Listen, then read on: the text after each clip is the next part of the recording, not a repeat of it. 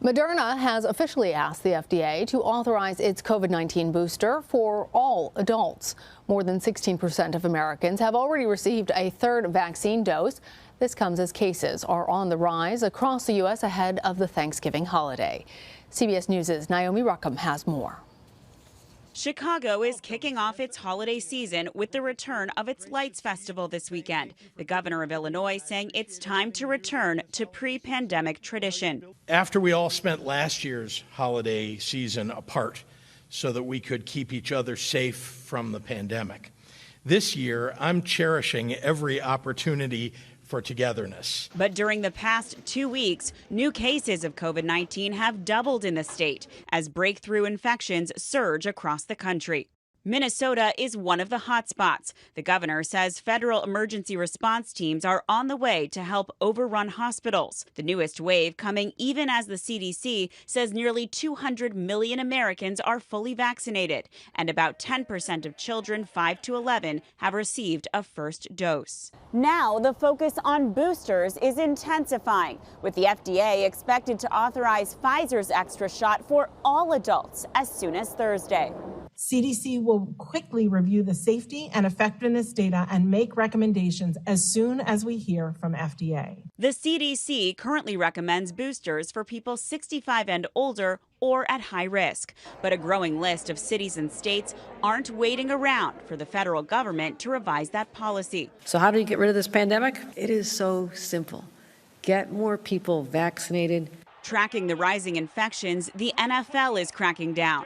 The league saying starting Thanksgiving, all players and staff will wear masks indoors, regardless of whether they've been vaccinated. Naomi Ruckham, CBS News, New York. For more, I want to bring in Dr. Owais Durrani. He is an emergency medicine physician in Houston. Dr. Durrani, as we just heard, Moderna and Pfizer are both asking the FDA to authorize their booster shots for all adults. Several states and New York City have already gone ahead and expanded eligibility without the federal green light. Remind us, what does the science say in terms of how important booster shots are? Yeah, thanks for having me this evening. I think right now we have trends that show undeniable decrease in vaccine effectiveness as time goes on. And we have data from here within the United States, the United Kingdom, and many other countries that prove this. And so I think we're at the point where we can say that these mRNA vaccines are 3-shot vaccines. And once you're 6 months out from that second shot, you need that third shot. Unfortunately, there's been some confusion in terms of our kind of governing health authorities in terms of getting that information out and who is eligible and who's not. But it seems like they're about to rectify that here in the upcoming days. And so when my patients come to me, I say, if you're 18 and over and it's been over 6 months since your second shot, go ahead and start planning to get that booster. And it's going to lead to a much more safer holiday season for all of us. And that's what we're all hoping for, of course. I want to talk about kids. It's been 2 weeks since Pfizer's low-dose vaccine was authorized for children between the ages of 5 and 11. The White House estimates that more than 2.5 million kids have already received their first dose. What's your reaction to these numbers? And remind parents, like myself, whose children have had one dose, how protected are their kids at this point? Yeah, those are exciting numbers. I think they're better than a lot of us were expecting. And it means that we're once again going to be heading into this holiday season in a much different position than we were in last year. It's going to lead to us sending our kids to schools and not being worried about lapses in their education and quarantine issues and whatnot. And as I mentioned, we're going to have some level of protection for those kids heading into Thanksgiving.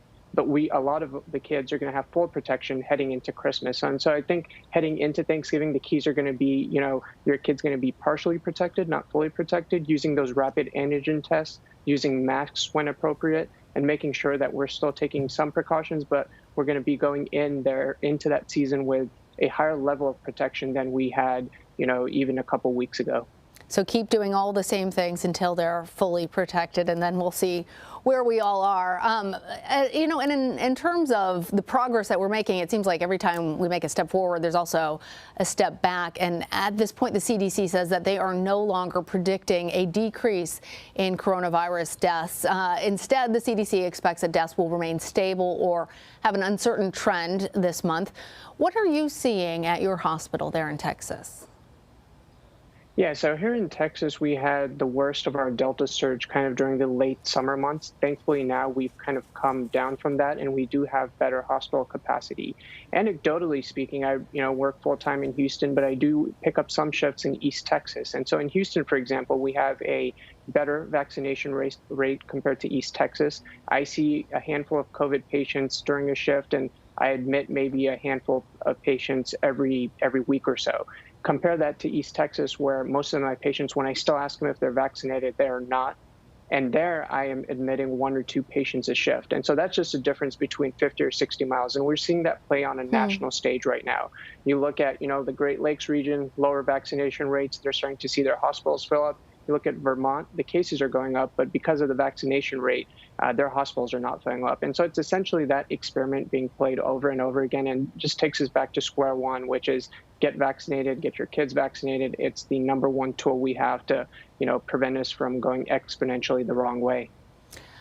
Finally, I want to, it's interesting, really. It feels like it has been forever, and it feels like in some ways it couldn't possibly have been 2 years. But Wednesday marks 2 years since China recorded its first known case of the coronavirus. Since then, over 254 million people have been infected globally. More than 5 million people have died.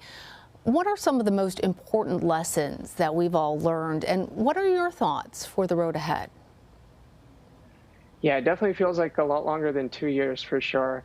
I'd say lessons can be put into what we can use going into holiday season and kind of bigger picture things. Heading into the holiday season, as I mentioned, get yourself vaccinated, get your kids vaccinated. Rapid antigen tests are going to be your best friend before any type of get together, before any type of travel.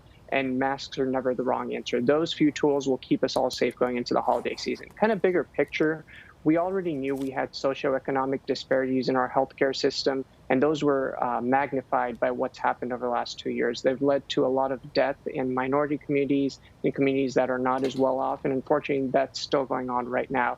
And so that's something that we just can't ignore anymore.